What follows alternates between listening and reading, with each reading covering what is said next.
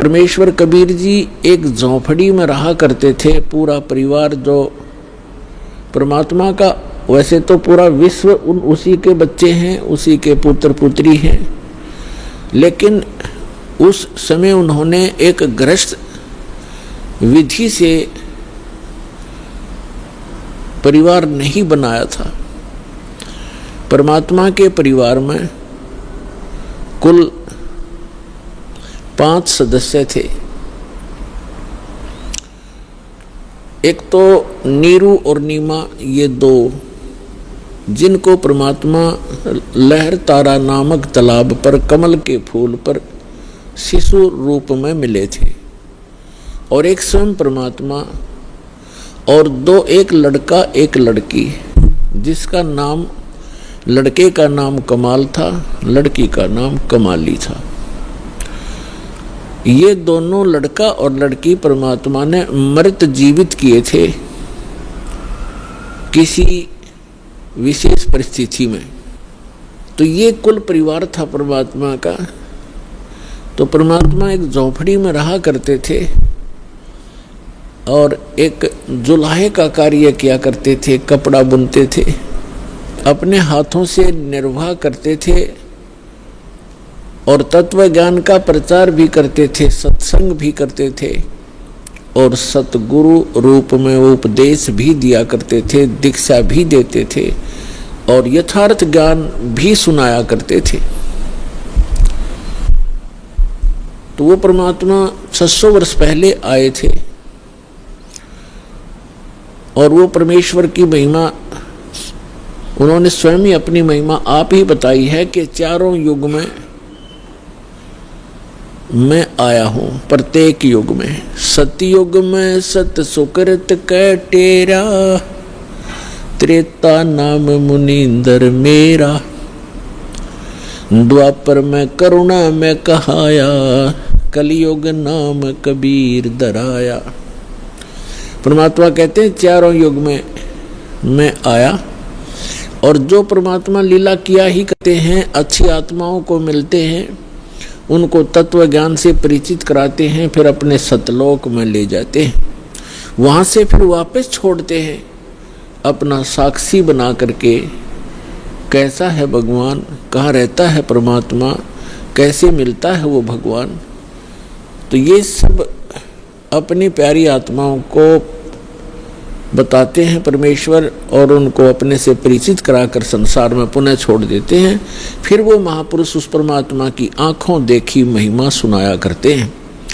उनमें से कौन कौन है जिनको दास जानता है, मुझ दास के नॉलेज में कलयुग के अंदर है। आदरणीय द्रवदास साहिब जी, आदरणीय मलुकदास साहिब जी, आदरणीय नानक साहिब जी, आदरणीय दादू साहिब जी, आदरणीय गरीबदास साहिब जी गांव छुड़ानी जिला झज्जर वाले, आदरणीय घीसा दास साहिब जी गांव खेखड़ा जिला मेरठ उत्तर प्रदेश वाले, आदरणीय स्वामी रामानंद जी काशी वाले। इन महापुरुषों को परमात्मा मिले और इन महापुरुषों ने परमेश्वर की महिमा आंखों देखी, बताई, अपनी अमृतवाणी में लिपिबद्ध करवाई। आज वो एफिडेविट हैं उस परम पिता की महिमा जो उन्होंने आंखों देखी थी। तो पुण्यात्माओं, परमेश्वर ने कहा है चारों युग में संत पुकारे,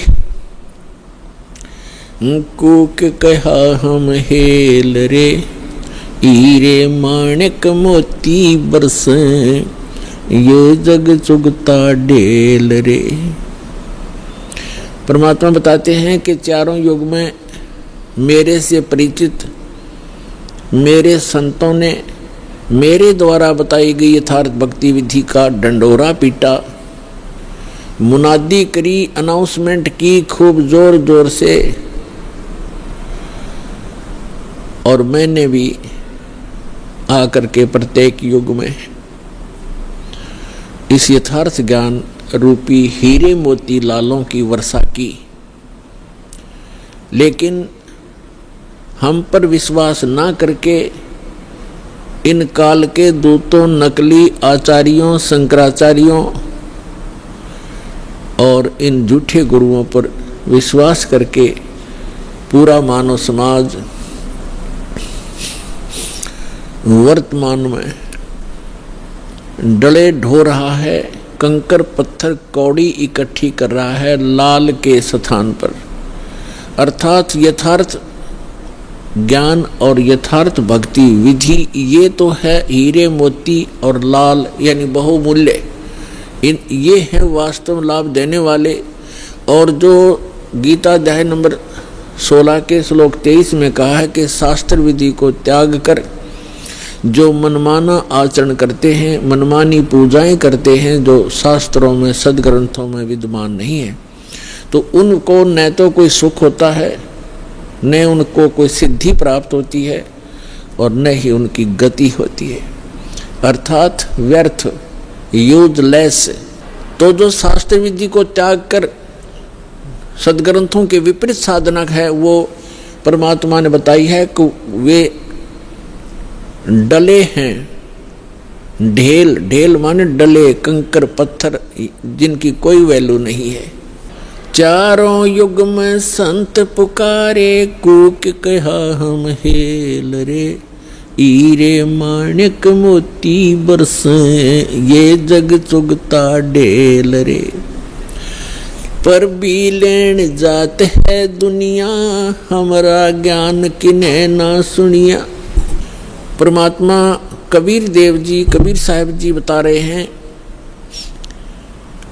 कि लोक वेद के आधार से, दंत कथाओं के आधार से शास्त्र विरुद्ध साधना करते हुए ये प्राणी कुंभ के मेले का अनुष्ठान करते हैं और पर भी लेने के लिए जाते हैं वहाँ कल्याणार्थ।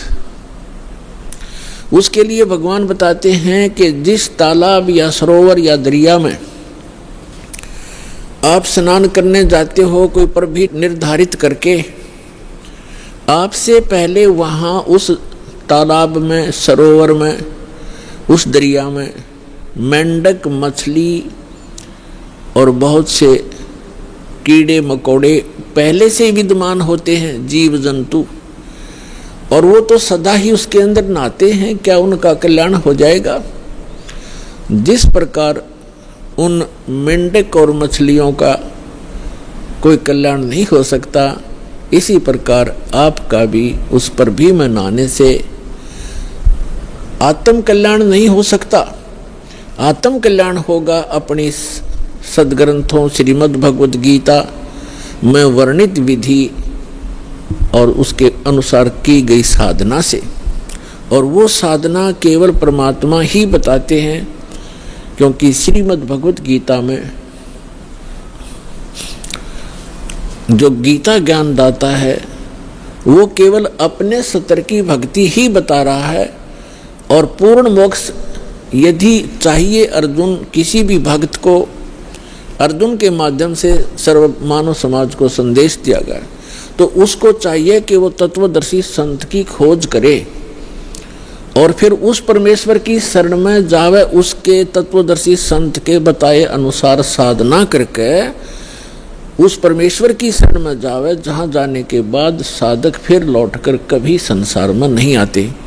और गीता ज्ञानदाता अपनी सतीथि बताता है, अपना सामर्थ्य बताता है कि अर्जुन तेरे और मेरे बहुत जन्म हो चुके हैं, तू नहीं जानता, मैं जानता हूँ। श्रीमद् भगवद गीता अध्याय नंबर 4 के श्लोक नंबर 5 और 9 में, श्रीमद् भगवद गीता अध्याय नंबर 2 के श्लोक 12 में, गीता अध्याय नंबर 10 के श्लोक नंबर 2 में गीता ज्ञानदाता स्पष्ट करता है कि अर्जुन तेरे और मेरे बहुत जन्म हो चुके हैं, तू नहीं जानता, मैं जानता हूं। और अपनी साधना बताते हैं गीता अध्याय नंबर 8 के श्लोक नंबर 13 में, ओम इति एकाक्षरम ब्रह्म व्यवहारन माम अनुसमरन ये प्रयाति तजन देहम स याति परमाम गतिम। गीता ज्ञानदाता ये ब्रह्म है, श्री कृष्ण जी के अंदर प्रवेश करके बोलता है, ये ऐसे ही छल करता है। गीता अध्याय नंबर 4 के श्लोक नंबर 9 में ये स्वयं कहता है कि मेरे कर्म और जन्म दिव्य हैं, अलौकिक हैं। तो ये इसके कर्म हैं। गीता अध्याय नंबर 7 के श्लोक नंबर 24-25 में स्वयं स्वीकार करता है कि अर्जुन, मैं अपनी योग माया से छुपा रहता हूँ, मैं कभी किसी के समक्ष अपने यथार्थ रूप में नहीं आता। और ये मूर्ख लोग जन समुदाय मुझे कृष्ण रूप में, व्यक्ति रूप में आया हुआ मान रहे हैं। मैं कृष्ण नहीं हूँ। भूत की तरह, प्रेत की तरह बोल रहा था उसके अंदर कि मैं कृष्ण नहीं हूँ, मैं तो अपनी योग माया से छुपा रहता हूँ। गीता अध्याय नंबर 11 के श्लोक नंबर 32 में कहता है कि अर्जुन, मैं काल हूँ और अब मैं परिवर्त होया हूँ, अब आया हूँ। श्री कृष्ण जी तो पहले विद्यमान थे, उन्होंने पहले कभी अपने आप को काल नहीं कहा और उसके बाद फिर कभी अपने जीवन में अपने आप को काल नहीं कहा। ये काल है, इसको ब्रह्म भी कहते हैं, सरपुरुष भी कहते हैं, सरब्रह्म भी कहते हैं, ज्योत स्वरूपी निरंजन भी इसी को कहते हैं। तो ये कहता है कि मेरा तो एक ओम मंत्र है और ये कहता है कि मेरे जन्म और कर्म अलौकिक हैं। तो खुद कहता है कि मैं अपनी योग माया से छुपा रहता हूँ, मैं कभी किसी के सामने अपने यथार्थ रूप में नहीं आता। तो श्री कृष्ण में प्रवेश करके ये ब्रह्म बोल रहा है, सरपुरुष बोल रहा है। 8वें अध्याय के 13वें श्लोक से भी स्पष्ट हो जाता है, ओम इति एकाक्षरम ब्रह्म व्यवहारण माम अनुस्मरण। माम ब्रह्म, मुझ ब्रह्म का केवल एक ओम अक्षर है, उच्चारण करके सिमरण करता हुआ यह प्रियाति तजन देहम, जो शरीर त्याग कर जाते हुए इसी का सिमरण करता हुआ जाता है, स याति परमाम गतिम, वह परम गति को प्राप्त होता है। यानी ओम से मिलने वाली जो परम गति है, ओम से मिलने वाली परम गति क्या है? ब्रह्मलोक में जाता है साधक। और आज तक के ऋषि महर्षियों को इस ओम से आगे कोई मंत्र का ज्ञान नहीं था और ब्रह्म को ये संपूर्ण पूर्ण परमात्मा माना करते थे। और फिर घुमा फिरा कर इन्हीं ब्रह्मा विष्णु महेश तक ही इनकी बुद्धि की सुई आकर टिक जाया करती थी, क्योंकि इनको कंप्लीट स्पिरिचुअल नॉलेज नहीं था।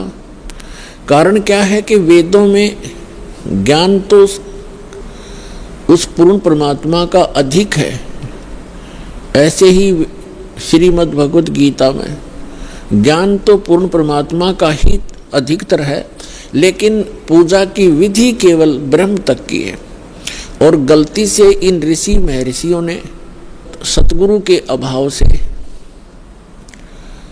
इस ब्रह्म को पूर्ण परमात्मा भी कह दिया, इसको पूर्ण ब्रह्म भी कह दिया, इसी को पूर्ण ब्रह्म मान लिया ब्रह्म को, जबकि यह स्वयं स्वीकार करता है कि वो परम अक्षर ब्रह्म तो कोई और है, मुझसे भिन्न है और उसकी साधना करने से पूर्ण मोक्ष होता है। अब प्रसंग चल रहा है, भगवान ने आकर बताया है कि पर भी लेने जात है दुनिया, हमारा ज्ञान किने ना सुनिया। अब पर भी लेने जाते हैं, स्नान करने जाते हैं तीर्थों पर। ये तीर्थ क्या है? ये तीर्थ क्या हैं? ये कैसे निर्मित हुए? इसके विषय में ब्रह्म पुराण में, ब्रह्मा पुराण में बहुत विस्तृत जानकारी है और विष्णु पुराण के अंदर भी।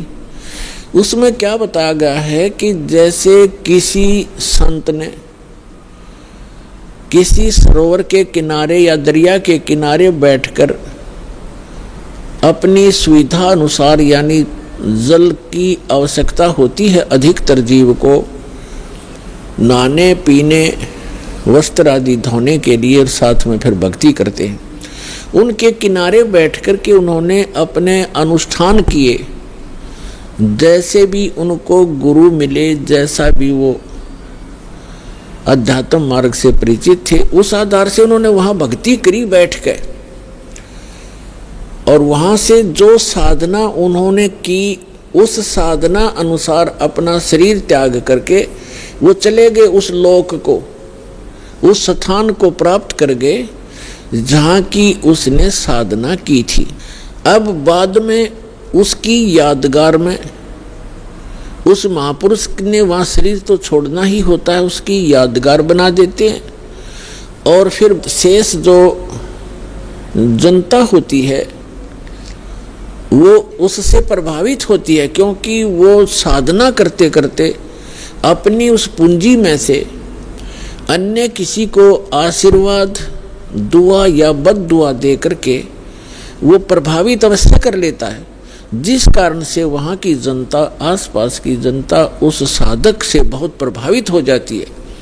उसके बाद उसकी मृत्यु के उपरांत वहाँ एक उसकी समाधि बना देते हैं, वहाँ पूजाएं शुरू कर देते हैं और फिर उसको वहाँ उसके मत्था टेकने लग जाते हैं और उसको तीर्थ नाम दे दिया जाता है। अपुण्यात्मा परमात्मा ने आके ये निष्कर्ष दिया है कि जैसे अमरनाथ कैसे बना, अमरनाथ की स्थापना कैसे हुई, ये कैसे वेल नोन हुआ, सुप्रसिद्ध क्यों हुआ।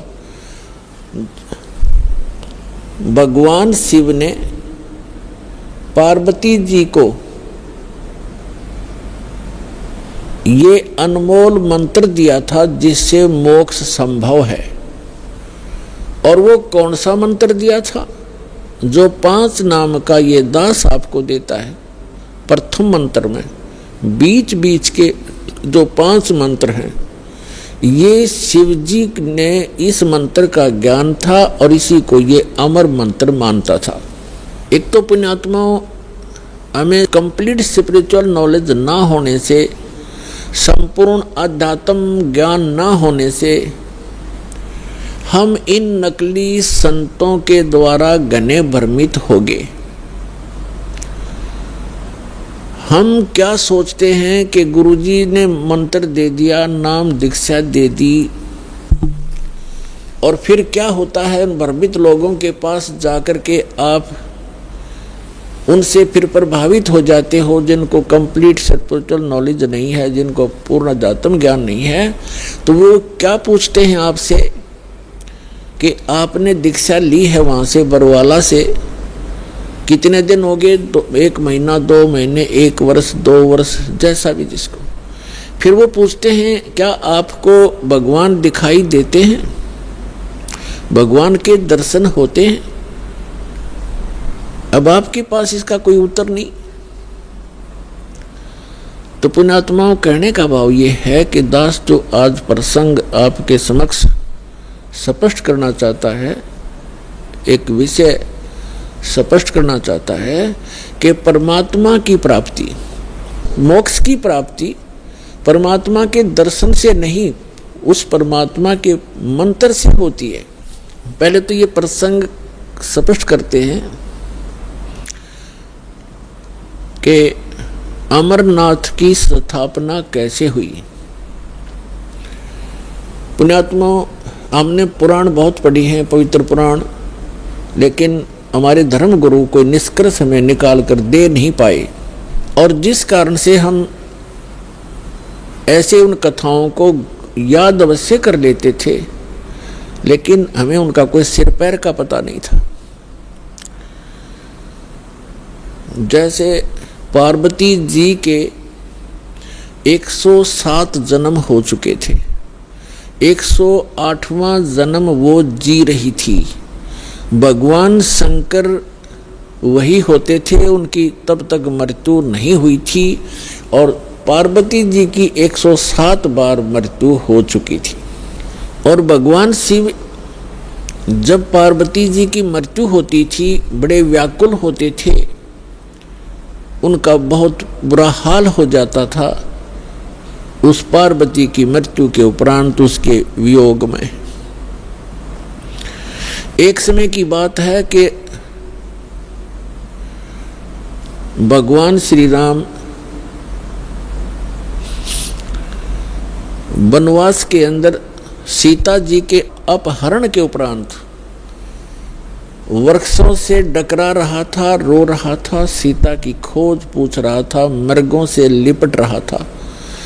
ऊपर से आसमान से पार्वती और शिव देख रहे थे। भगवान शिव ने श्री रामचंद्र जी अर्थात विष्णु जी को प्रणाम किया। पार्वती जी ने देखा कि किसको प्रणाम कर रहे हैं, नीचे एक व्यक्ति रो रहा है पृथ्वी पर। पार्वती जी ने पूछा आप किसको प्रणाम कर रहे हो? भगवान शिव ने कहा कि नीचे देखो ये भगवान को प्रणाम कर रहा हूं कि वो व्यक्ति रो रहा है? पार्वती ने पूछा कि हाँ, ये भगवान है, परमात्मा है। पार्वती जी कहने लगी भगवान और रो रहा है? भगवान कैसे हो सकता है जो ऐसे डकरा रहा है जनसाधारण की तरह? यानी विष्णु जी थे वो, और विष्णु जी भगवान शिव के बड़े भाई हैं। अपने बड़े भाई को वो नमस्कार कर रहे थे।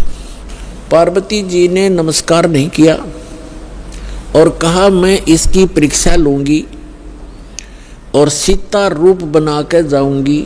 यदि ये मुझे पहचान लेंगे तो मैं मान लूंगी कि ये भगवान है। भगवान शिव ने कहा कि यह गलती मत करना, यदि तू सीता रूप बना लेगी तो मेरे काम की नहीं रहेगी। उस समय तो पार्वती जी ने कह दिया कि नहीं जाऊंगी, परीक्षा नहीं लूंगी। कुछ ही देर के बाद भगवान शिव के इधर उधर होते ही सीता रूप धारण किया और भगवान राम के सामने खड़ी होगी जाकर के। अब भगवान रामचंद्र जी ने कहा कि हे दक्ष पुत्री, हे दक्ष की बेटी, भगवान शिव को कहाँ छोड़ाई, अकेली क्यों आ गई? इस बात से वो इतना शर्मिंदा होगी। फिर प्रणाम किया कि भगवान शिव आपको ठीक ही प्रणाम कर रहे थे, आप तो सचमुच जानी जान हो। अब देखो पुण्यात्माओं, इस काल के जाल को समझना। श्रीमद् भगवत गीता अध्याय नंबर 7 के श्लोक नंबर 8-9 में ये गीता ज्ञानदाता काल है, ब्रह्मा विष्णु महेश का पिता है, 21 ब्रह्मांड का स्वामी है। ये कहता है कि जितने भी मेरे अंतर्गत प्राणी हैं, चाहे वह ब्रह्मा है, चाहे विष्णु है, चाहे शिव जी है, चाहे शंकर है, चाहे राम और कृष्ण है, उन्हीं के, तो इन सभी जीवों की बुद्धि मेरे हाथ में है, मेरे कंट्रोल में है। सब बलवानों का बल मैं हूँ, सबकी बुद्धि मैं हूँ, यानी मेरे हाथ में है। अब देखो, इस काल ने उस समय तो भगवान श्री राम की बुद्धि ऑन कर दी, जिस समय पार्वती को पहचान लिया कि सीता नहीं है तू, और उधर से अपनी पत्नी का पता नहीं उसको, उसने कौन उठा ले गया, तो खाक जानी जान था यो। तो ये सब खेल इस काल के हाथ में है। जैसे जब महाभारत का युद्ध करवाना था, उस समय अर्जुन में ताकत दे दी, एक का मारा था तीर 200 में का निकल जा था, नरसंहार करवा दिया, उसका बैड अकाउंट बनवा दिया। फिर वही अर्जुन जिस समय भगवान श्री कृष्ण जी की मृत्यु हो गई थी और सभी यादव, भगवान श्री कृष्ण का पूरा कुल आपस में लड़का मर गया था, कटके कत्लेआम कर दिया था। 56 करोड़ यादव दुर्वासा जी के श्राप से आपस में लड़ मरे थे। कोई नर यादव शेष नहीं था उस द्वारकापुरी में, कैर टूट गया। उस समय श्री कृष्ण जी के आदेश अनुसार अर्जुन उन गोपियों को, वहां की सभी औरतों को लेकर वापस आ रहा था इंद्रप्रस्थ। रास्ते में वही धनुष जिससे महाभारत का युद्ध जीता था, वही धनुष उनके साथ था। रास्ते में भीलों ने, जंगली लोगों ने अर्जुन को पीटा और उनके गहने तोड़ ले गए, सारी औरतों के, कुछ एक औरतों को भी ले गई, और अर्जुन का हाथ नहीं उठा। उस समय अर्जुन रो रहा है कि कृष्ण बड़ा छलिया था, इसने जब युद्ध करवाना था तब तो मुझे शक्ति दे दी, अब वही मेरा गांडीव धनुष है, वही मैं अर्जुन हूँ, आज मेरे से ये उठ नहीं रहा है। तो यहाँ परमात्मा कहते हैं, भोले आदमियों तुम कहते हैं मूल लहे ना मूर्खा, गिनते हैं क्यों डारे। मूल लहे ना मूर्खा, ये गिनते हैं क्यों डार, कि तुम इस जड़ से परिचित नहीं हो। इस सारे एपिसोड का जो भी महाभारत वगैरह हुए हैं, इसकी मूल कौन था? ये काल था। ये काल है, जब इसने अपना उल्लू सीधा करवाना तो पावर दे देता है, जब उसकी ब्रह्मटी होनी है छोड़ देता, बाढ़ में जाओ। तो अर्जुन खड़ा खड़ा पिट रहा है। तो कहने का भाव ये है कि अब एक ही आज के सत्संग में आपको काल का बहुत सा जाल समझ में आओगा, और जिन पूजाओं को हम किया करते थे वो भी एक काल जाल ही आपको स्पष्ट होगा। अब क्या हुआ, पार्वती जी वापस आ गई कैलाश पर्वत पर अपने महल में। उधर से भगवान शिव की बुद्धि खोल दी काल ने, और उसके मन में ये पक्का हो गया कि यह अवश्य परीक्षा लेकर आई है। भगवान शिव ने पूछा कि पार्वती परीक्षा ले आई? झूठ बोल दिया पार्वती ने, परीक्षा नहीं ली अविनाशी, मैं ना गई कितना भी। तो भगवान शिव की वह बुद्धि खोल दी, उसने देखा वो अपनी दिव्य दृष्टि से सचमुच ये जाके आई है। तो भगवान शिव ने पार्वती जी से पति पत्नी का नाता तोड़ दिया, रहते वहीं पर, लेकिन उनसे वो पति पत्नी वाला व्यवहार बंद कर दिया। वो जान गई अपनी गलती से कि मेरी गलती से सारा काम हुआ है। भगवान शिव ने बताया कि आपने मेरी मां का रूप बना लिया, क्योंकि भगवान विष्णु उनके बड़े भाई हैं और लक्ष्मी उनकी विष्णु जी की पत्नी यानी बड़े भाई की पत्नी भाभी मां के तुल्य मानी जाती है। तो उसने कहा कि तूने मेरी मां का रूप बना लिया, मेरी भाभी का रूप बना लिया, इसलिए तू मेरे लिए पत्नी रूप में स्वीकार्य नहीं रही। तो उधर से पार्वती ने एक दिन देखा, 2 दिन देखा, 10 दिन, 1 साल, वह दुखी होगी। और जब बच्ची दुखी हो जाती है तो कहाँ आश्रय तकती है, अपने पीहर जाती है माता पिता के यहाँ। अब माता पिता के यहाँ गई, लेकिन माता पिता उससे अक्षुब्ध थे पहले से ही। क्योंकि उसने अपनी मर्जी से विवाह किया था भगवान शिव से। उसका पिता दक्ष बिल्कुल खुश नहीं था शिव जी से ब्याह करके। अब वो अपनी मर्जी से विवाह करके आई थी, दक्ष दुखी थे उससे। उधर राजा दक्ष ने उसी समय एक यज्ञ कर रखी थी, एक धार्मिक अनुष्ठान कर रखा था अपने घर में। और धार्मिक अनुष्ठान के अंदर एक ऐसा इन ब्राह्मणों ने, गुरुओं ने बना रखा है कि धार्मिक अनुष्ठान करे तब सारी लड़कियों को, उनके पतियों को यानी अपने दामादों को भी आमंत्रित किया जाता है, और भी गणमान्य व्यक्तियों को, साधु संतों को भी आमंत्रित किया जाता है। तो पार्वती जी की जो अन्य बहनें थी उनके पति भी आए हुए थे, वो बहनें भी आमंत्रित की हुई थी, लेकिन पार्वती को आमंत्रित नहीं किया था, ना शिव को बुलाया था, क्योंकि राजा दक्ष उनकी शक्ल भी देखना नहीं चाहते थे। जब पार्वती अपने घर पहुंची तो क्या देखा, वहाँ हवन हो रहा है, यज्ञ हो रही है, और जितने भी रिलेटिव थे सभी आए हुए हैं, सभी बहनों के पति भी आए हुए हैं, और उनके यथाचित उस यज्ञ में आसन लगाए हुए हैं, और प्रतिदिन उनका हिस्सा निकाला जाता था। जैसे ब्राह्मण लोग कहते हैं, आपने देखे होंगे फेरे करते समय के 5 यहाँ रख दे, 11 वहाँ रख दे। तो ऐसे ही किया करते हैं कि इतने रुपए अपने दामादों के रख दो। तो उनका हिस्सा रखा हुआ था प्रत्येक के आसनों के पास। और पार्वती पूरे मंडप में घूम के अपनी माँ के पास आ गई, और ना दक्ष उनसे मुख से बोला कि आजा बेटी, और बेटी माँ के पास ही अपना दुख रोया करती है। अपनी माँ के पास जाके कहने लगी, माँ आपने यज्ञ कर रखा है, धर्म यज्ञ कर रहे हो, और हमारे को आपने आमंत्रित नहीं किया, क्यों नहीं किया?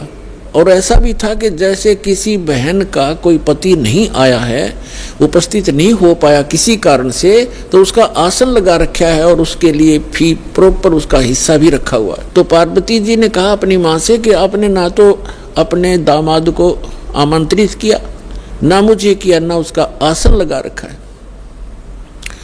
ऐसा भेदभाव तुमने क्यों किया हमारे से? तब माँ ने कहा कि बेटी, ना तो तू मानती मेरी बात, ना तेरा पिता मानता। तूने भी अपनी मर्जी से ब्याह किया था, इससे तेरा पिता क्षुब्ध है। और ये इस कारण से तुम्हें बुलाया नहीं। तो पार्वती जी ने अपने पिता से प्रश्न किया कि आपने न तो अपना दामाद बुलाया, ना मुझे आमंत्रित किया, क्या मैं आपकी बेटी नहीं? तो दक्ष ने कहा कि मैं ना तेरी सूरत देखना चाहता हूँ और ना उस सर्प लपेटे हुए व्यक्ति को बुलाकर अपनी बेइज्जती करवाना चाहता हूँ। और आपको किसने बुलाया? यहाँ पर आप जा सकती हैं।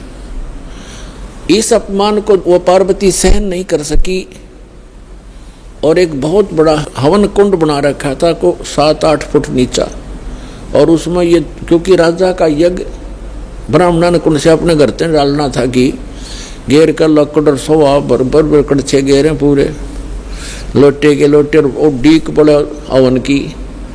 तो पार्वती ने कहा कि मैं करवाती हूँ तेरा यज्ञ संपूर्ण। ऐसा क्षुब्ध हुई, इतना गुस्सा मान के और हवन कुंड में छलांग लगा के जल गई। जल्दी सी हवन कुंड को बुझाया गया, तुरंत ही उसको निकाला गया, सारा शरीर जल गया, लेकिन अस्थि शेष रह गई, अस्थि पिंजर शेष रह गया। भगवान शिव को पता चला, ये बहुत लंबी कथा है। भगवान शिव ने फिर अपने ससुर का सिर भी काट दिया था, उसने काट दिया था भैरव ने, जैसा भी। तो फिर क्या हुआ कि भगवान शिव जब आए तो उसने उस पार्वती के कंकाल को, जो केवल अस्थि पंजर था पूरे बॉडी का, उसको पार्वती जान के मोहवश इतना अंधे हो गए और उसको सीने से लगाकर 10,000 वर्ष तक पार्वती पार्वती करते फिरते गए रहे। एक दिन भगवान ने सुदर्शन चक्र से उस पार्वती के टुकड़े टुकड़े कर दिए उस अस्थि पिंजर के। तो उसके विषय में बताते हैं कि जहाँ नैन गिरे वहाँ नैना देवी, जहाँ धड़ गिरी उसकी वहाँ पर वैष्णो देवी।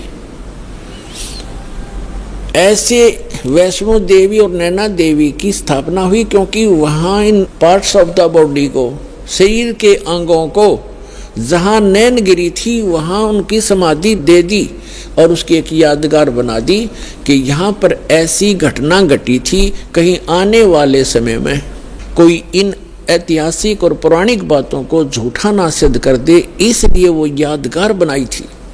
और आज वहाँ पूजाएं शुरू होगी। ऐसी जहाँ धड़ गिरा था वहाँ पर वैष्णो देवी बना दी, एक यादगार बना दी और उसको मंदिर का रूप दे दिया, जैसे कि आने वाले समय में ये चिन्ह बना रहे, ये अवशेष बने रहे। इस प्रकार ये हमारे धार्मिक तीर्थ बने। हम फिर जाने लगे, वहाँ श्रद्धा से मत्था टेकने लगे, दान दक्षिणा करने लगे, फिर पुजारी बैठा दिए, अब वही घंटी बजा के हम कल्याण मोक्ष समझने लगे। तो अध्यात्म ज्ञानहीनता के कारण हम ऐसा कर रहे थे, ये डले ढो रहे थे। अब जो प्रसंग चल रहा है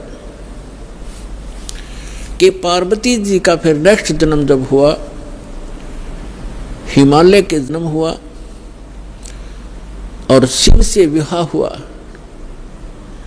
और भगवान शिव क्या करते थे कि जितनी बार भी पार्वती की मृत्यु हुई, उनके कंकाल को यानी रूंड को, इस हड्डी के सिर के ऊपरले हिस्से को वो निकाल लेते थे और उसको एक धागे में डाल करके रखते थे, ताकि वो गिनती करते थे कि कितनी बार इसकी मृत्यु होगी। 107 कंकाल सिर के भगवान शिव ने टांग रखे थे डोरी में, रस्सी में।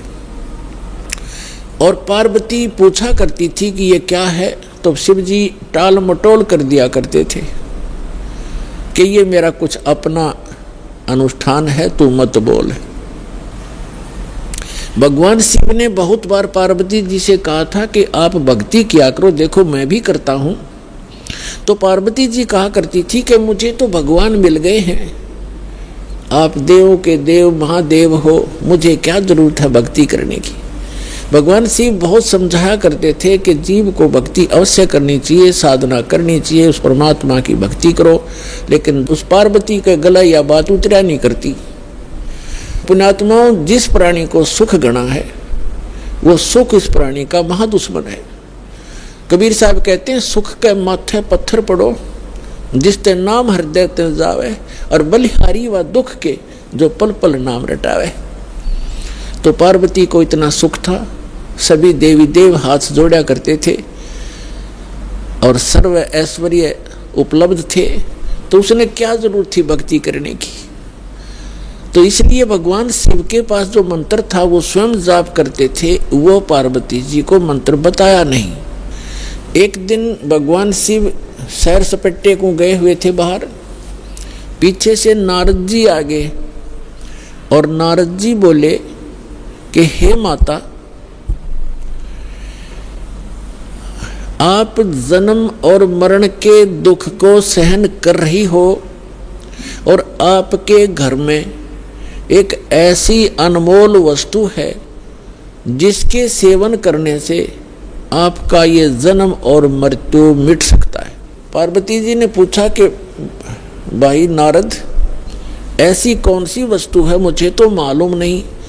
उस नारद जी ने बताया कि आप भगवान शिव के पास एक मंत्र है, अमर मंत्र, और वो किसी को नहीं बताते और स्वयं मंत्र का जाप करते हैं, जिस कारण से वो अमर हैं। और उस मंत्र के अभाव से आप जन्म और मृत्यु को प्राप्त होते रहते हो। आपका 108वां जन्म है और भगवान शिव कांस्टेंट चल रहे हैं, और ये जितने भी ये कंकाल टंगे हुए हैं सिर के रोंड तेरे, ये आपके हैं। आप 107 बार मर चुकी हो, 107 बार ही आपने भगवान शिव को ही वर रूप में चुना है। 107 जन्म आपके हो चुके, 108वां चल रहा है। तो पार्वती जी का यह बात खटकेगी कि सचमुच ये मेरे ही सिर हैं, अगर आपके ही हैं ये। लेकिन ये बात गले नहीं उतरे कि भगवान शिव के पास ऐसा मंत्र और मुझे ना देवे, क्योंकि वो मुझे बहुत प्यार करते हैं, मेरे लिए वो सर्वस्व सौंप सकते हैं, सब कुछ दे सकते हैं। ये नहीं हो सकता नारद जी। नारद जी कहने लगे कि देख ले माता, अभी तक आपने उनको एज ए हस्बैंड ट्रीट किया है, एज ए गॉड ट्रीट नहीं किया। अभी तक आपने उसको पति रूप में व्यवहार किया है, आपने उनको भगवान नहीं समझा। और जब तक आपके हृदय में यह डिमांड नहीं होएगी, गुरु जैसे गॉड गुरु जो होते हैं वो भगवान के तुल्य ही माने जाते। तो भगवान शिव उस समय इस मंत्र के प्रदान करने वाले गुरु थे। नारद जी तक कह के चले गए। अब पार्वती की नींद आराम होगी कि भगवान को आने दे, और मुझसे कोई अवश्य कोई ऐसी गलती बनी है जो ऐसी वस्तु को मुझसे छुपा रखा है, मैं अवश्य अभाग्नि कोई गलती कर रही होंगी। एकदम नम्रता आई। पहले तो पार्वती जी जैसे पति पत्नी बोलते हैं ऐसे बोला करती थी, और उस दिन आते ही चरणों में दंडवत प्रणाम किया और पैर पकड़ के रोने लगी। भगवान शिव ने पूछा कि किसने क्या कह दिया आपको, क्यों रो रहे हो, बताओ मुझे एक बार। तो पार्वती ने कहा कि आपके रहते मुझे कौन क्या कह सकता है, लेकिन मैं बहुत निकम्मी हूँ कि मैं ऐसी कोई गलती कर रही हूँ जिस कारण से आपने मुझसे एक अनमोल वस्तु छुपा रखी है।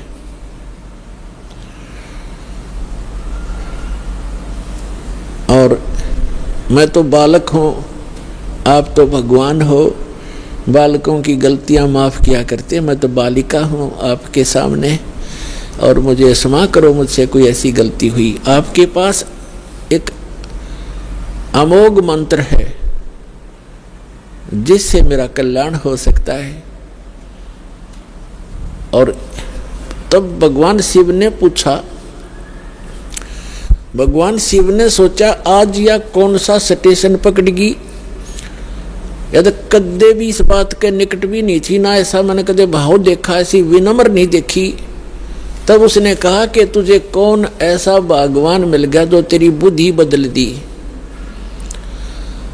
ये तेरे सतर का ज्ञान नहीं पार्वती, तेरी बुद्धि को मैं खूब जानता हूँ। तब पार्वती जी ने कहा कि नारद जी आए थे, उन्होंने मुझे बताया है कि ये जितने भी ये कंकाल टंगे हुए इस माला में, ये मेरे सिर के, मेरे मुंह के रुंड, ये मेरे ही बताए हैं। मैं 107 बार मर चुकी हूँ और आपको ही पति बनाया है मैंने। हे भगवान, क्या मैं मरती थी आप मुझे कितना प्यार करते हो, और ये जब मैं मरती थी तो क्या आपको दुख नहीं होता था, और फिर भी आपने मुझे वह वस्तु नहीं दी जिससे मैं आपके जीवन तक तो जीवित रह सकती थी, इस मंत्र से, ऐसा बताया है। तो भगवान शिव ने कहा कि सचमुच ये सब सिर तेरे ही हैं और गिनती के लिए रखे हुए हैं ताकि तेरी बुद्धि ठिकाना आ जा, इसलिए रखे। और ये दिन आ गया आज।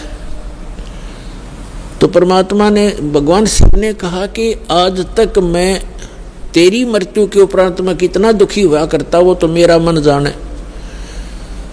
जैसे उन्होंने बताया कि एक बार राजा दक्ष के यहाँ तू मृत्यु को प्राप्त हुई थी और तेरे उस अस्थि पिंजर को लिए मैं 10,000 वर्ष तक सीने से लगाए फिरा करता। मैं इतना पागल की तरह तेरे ऊपर आसक्त था, तेरे वियोग में मैं इतना दुखी होता था। पार्वती ने कहा कि फिर भी आपने मुझे ये मंत्र क्यों नहीं दिया जिससे मैं मरती नहीं और आपके साथ ही रहती। तब भगवान शिव ने कहा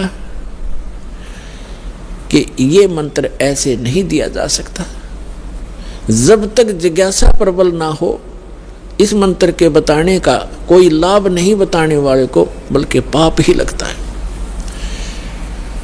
अब जैसे एक सीप होती है जिससे मोती बनते हैं, एक जीव होता है समुद्र में, उसका ऊपर का जो बॉडी होता है वो बहुत सख्त होता है और छोटा सा सीप होता है, और वो जिस समय समुद्र के अंदर एक ऐसा वातावरण बनता है उसको प्यास लगती है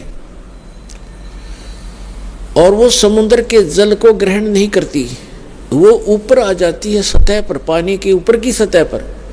और जब स्वाति नक्षत्र की ऊपर से कोई बूंद आसमान से उसके मुख पर गिर जाती है उस समय, तो उस बूंद से जब मुंह खुला हो सीप का, उसकी डिमांड होती है उस बूंद की, आसमान के पानी की बूंद की, और उसमें मुंह खुला हो और उसमें वर्षा हो रही हो, तो मुंह खुले हुए पर एक ही बूंद पर्याप्त है उसमें मोती बनाने के लिए। और मुंह खुला ना हो और सीप बेशक ऊपर सतह पर जल के ऊपर घूम रही हो, चाहे सारा सामन बरस जा, उस मोती नहीं बन सकता क्योंकि उसका मुंह खुला नहीं है। तो ऐसे ऊपर बगैर मुंह खुले और उस बूंद की कोई वैल्यू नहीं है, व्यर्थ जाती है। ठीक इसी प्रकार भगवान शिव ने बताया कि आपके अंतःकरण का मुंह खुला नहीं था, आपके अंदर ये जिज्ञासा उत्पन्न नहीं हुई थी, इसकी डिमांड नहीं हुई थी। और आज नारद जी ने आपके अंदर ये प्रेरणा पैदा करके आपके अंतःकरण की वो डिमांड प्रेरित कर दिया, आपको आपकी प्रबल इच्छा होगी। अब ये मंत्र दूंगा पार्वती तो तेरा काम करेगा।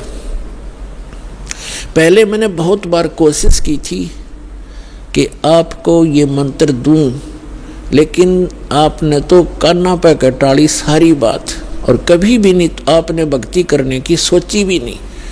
अगर आप मेरे ज्ञान को सुनती तो मैं ये मंत्र आपको प्रेरित करके ये मंत्र भी देता, लेकिन ये ऐसा अनमोल मंत्र है, बगैर जिज्ञासु के और प्रबल इच्छा हुए बिना ये देना व्यर्थ होता है। इसलिए मैंने आपको मरते हुए भी देखा, मैं रोता भी था, डकराता था, टक्कर मारता था, लेकिन ये अनमोल वस्तु दे नहीं सकता था। तो पुण्यात्माओं, उस मंत्र को कितना कॉन्फिडेंस रखा गया था भगवान शिव के द्वारा। पार्वती के अतिरिक्त उन्होंने किसी को ये मंत्र फिर खोला भी नहीं। अब पार्वती से कहा कि इस मंत्र को मैं उस स्थान पर दूंगा, कोई अन्य जीव जंतु ना सुन ले। तो वो कहाँ ले गए उनको? वहां ले गई जहां आज अमरनाथ नाम से स्थान प्रसिद्ध है, वहाँ एक उस स्थान पर एक सूखा वृक्ष था, सूखा वृक्ष खड़ा था, उसके पत्ते नहीं थे, टहनी अवश्य खड़ी थी, पत्तों रहित सूखी, और उसकी एक खोगड़ माने वृक्ष के अंदर एक उसके तने में एक सुराख बन जाता अपने आप ही कुदरती, और उसमें एक मादा तोते ने अंडे दे रखे थे, उत्पन्न कर रखे थे। एक तोते के अंडे थे उसमें, क्योंकि अगर कोई हरे वृक्ष के नीचे बैठते हैं तो कोई ना कोई पक्षी भी आकर बैठ सकता था, दिखाई नहीं देता, इसलिए ऐसे सूखे वृक्ष के नीचे बैठे जाकर कि कोई पक्षी भी निकट आवेगा तो पता लग जाएगा। तो उससे पहले भगवान शिव ने अपने दोनों हाथों को ऐसे जोर से बजाया 3 बार, और इतना भयंकर नाद हुआ, आसपास के पक्षी और पशु सैकड़ों किलोमीटर दूर उड़कर चले गए, इतने भयभीत हो गए। और जो अंडे थे वो भी बच्चे बनकर उड़ गए। एक अंडा वो खराब था, डिफेक्टिव था, वो वहां रह गया। अब पुण्यात्मा देखना, ये है कंप्लीट स्पिरिचुअल नॉलेज, ये संपूर्ण अध्यात्म ज्ञान है। अब आप देखते हो जैसे अस्थि उठाते हैं, अस्थि फूल उठाते हैं, जो हार्ड जीव के, मनुष्य के, स्त्री या पुरुष के जला दिए जाते हैं, शरीर को अंतिम संस्कार कर दिया जाता है शरीर का, उसके बाद उसके कुछ कण हड्डियों के बच जाते हैं, उनको फूल बोलते हैं, अस्थि बोलते हैं। उनको वहां से उठाया जाता है उस राख से, और कहाँ डाल के आते हैं? गंगा में, दरिया में।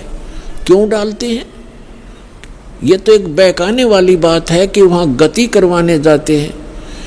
मरने के बाद जीव चला गया जहाँ जाना था, उन हड्डियों के कहीं फेंकने से, दरिया में डालने से गति होती है। उसका मूल उद्देश्य ये है कि जैसे हम जिस बॉडी में रहे हैं, ये शरीर हमने सबसे प्रिय है। इंसान कोई रोगी हो जाता है, रोग भयंकर होता है, उसमें बहुत इलाज करवाना पड़ता है, तो अपने मकान और जमीन को भी बेचकर इस शरीर को सुरक्षित रखना चाहता है। ये कितना प्रिय होता है। और इसको छोड़कर जब ये प्राणी जाता है, पहले ये ऊपर ले जाया जाता है, वहाँ तपस्या पर इसको भूना जाता है, इसके अंदर से गंध निकालकर फिर इस जीव को फेंक दिया जाता है। ये आकाश मार्ग से आकर धर्मराज के दरबार में पंक्ति में खड़ा हो जाता है। इस प्रोसेस में इसको 10-12 दिन लग जाते हैं, इसलिए 13वें दिन ये वापस आ जाता है जहाँ इसने गधा बनना है, कुत्ता बनना है, सूअर बनना है या भूत बनना है, उस लाइन में फिर लग जाता है। तो ये प्रेत बन जाते हैं अधिकतर। भूत पूज कर भूत बनेंगे, तो हम सब भूतों की पूजा ही करते थे। तो प्रेत बनकर आता है कहाँ? अपने घर में। घर से फिर अपने शरीर को खोजता है, मेरा शरीर कहाँ, उसमें प्रवेश करूं। फिर वो वहाँ से चलता चलता जाता है, क्योंकि एक फिल्म सी बनी होती है, वो फिर वहाँ जाता है जहाँ उसका अंतिम संस्कार किया होता है। तो वहाँ अगर वो अस्थि नहीं उठाई जाती है तो वो जीव उन अस्थियों को चिपक जाता, मेरी है, ये मेरी है, उनका चिपका रहता वहाँ पर। और उन्होंने, जिन गुरुओं को ज्ञान तो था नहीं, उन्होंने सोचा कि ये अस्थि अगर यहाँ से उठा कर और कहीं फेंक आवें, दरिया में डाल दें, तो ये उस प्रेत का हाथ ना लगे, वो यहाँ चिपक कर ना बैठे इन शमशान घाट में, यहाँ गांव में ना रहे, कहीं और चला जा। इसलिए उसको उठाकर उनकी अस्थियों को जल प्रवाह कर देते हैं। वहाँ डालने के बाद फिर इसको पता ही नहीं लगता वो कहाँ गई। इनका ये उद्देश्य होता है कि वो वहाँ से जगह छोड़ जावे, उनकी खोज में उड़ा गंगा किनारे धक्के खाता रहे। तो पुण्यात्माओं, ये अस्थि उठाने की ये प्रक्रिया यहाँ से चली है। और इसे उठाओ या ना उठाओ, ये कोई फायदा नहीं, उसमें कोई लाभ या हानि नहीं है उस जीव को जो चला गया शरीर को छोड़कर। बाद की क्रियाओं से। अब ऐसे ही जैसे आपको बहुत बार बताया है कि इस प्राणी को मानव शरीर 2 प्रकार से प्राप्त होता है। एक तो 84 लाख योनियों को भोग गए, एक टर्न वाइज एक मानव शरीर कंपल्सरी प्राप्त होता है, और दूसरे प्रकार का वो होता है जो शुभ संस्कारों से लगातार भी कई मनुष्य जीवन आपके पूर्व जन्म के पुण्य संस्कारों से हो जाते हैं। तो एक सुखदेव नाम के ऋषि हुए, फिर वो बाद में उनकी आत्मा 84 लाख योनियों को भोगती भोगती, और तोते का संस्कार था उसका। अब तोते में उसका इतना ही संस्कार था कि उस गंदे अंडे में ही उसकी वो अंडा उसके निमित्त था वो अंडा। जैसे गर्भ में ही कई बच्चे मर जाते हैं तो उनका उतना ही संस्कार होता है उस मनुष्य जीवन का, तो वो पूरा कर लिया उसने। एक मनुष्य जीवन गर्भ में मर जाना, बाहर आते ही मर जाना, इस तरह। अब उसका संस्कार था इतना ही कि उस अंडे में उसकी आत्मा आई और अंडा गंदा हो गया।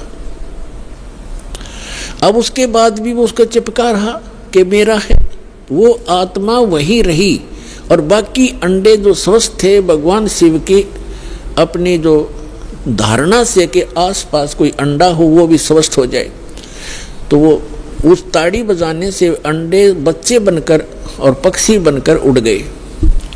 अब वो संस्कार था उसका ऐसा ही निर्धारित था कि वहाँ भगवान शिव कथा सुनावेगा पार्वती को, और उसके संस्कार से फिर वो परमात्मा, क्योंकि कोई भी ज्ञान उपदेश दिया जाता है पहले सत्संग किया जाता है। तो भगवान शिव ने पार्वती को पहले उस अमर परमात्मा की कथा सुनाई कि कोई ऐसी शक्ति है, इनको वैसे ज्ञान नहीं, लेकिन वेदों से जैसा इनको ज्ञान प्राप्त हुआ तो ये बता रहे थे कि पार्वती उस परमात्मा की भक्ति करनी चाहिए, उस भगवान की भक्ति से जीव का मोक्ष होता है। और मानव शरीर, इन देवताओं को भी ये मानव शरीर माना जाता है, और मानव शरीर ये भगवान की साधना उपासना के लिए ही प्राप्त होता है। और फिर वो बताने लगे कि ध्यान लगाओ, मैं बताता जाता हूँ, जहाँ टारगेट मैं आपको बताऊं आपकी सुरती वहीं पहुँचे। क्या बताया कि मूल कमल जो गुदा के पास है, रीढ़ की हड्डी के अंदर की तरफ, उसमें गणेश जी का वास है और उसका किलियम जाप है, और ऐसे इसको ऐसे ऐसे बोल है। फिर बताया कि उससे 2 उंगल ऊपर सावित्री और ब्रह्मा जी का कमल है, उसका ये मंत्र है। फिर बताया शरीर के इसके ऊपर नाभि कमल है, उसमें विष्णु और लक्ष्मी का वास है, और वहाँ पर ये मंत्र है जो आपको दिए जाते हैं, इनको जाप करो।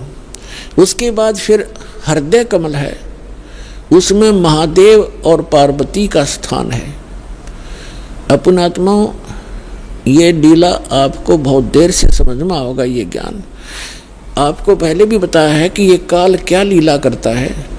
ये एक ब्रह्मांड के सर्वोपरि शिखर में, चोटी में, वहाँ 3 स्थान बनाकर रहता है, और वहाँ 3 ही रूप धारण कर लेता है, और वहाँ इस दुर्गा के ये 3 ही रूप बनाकर अपने साथ रखता है।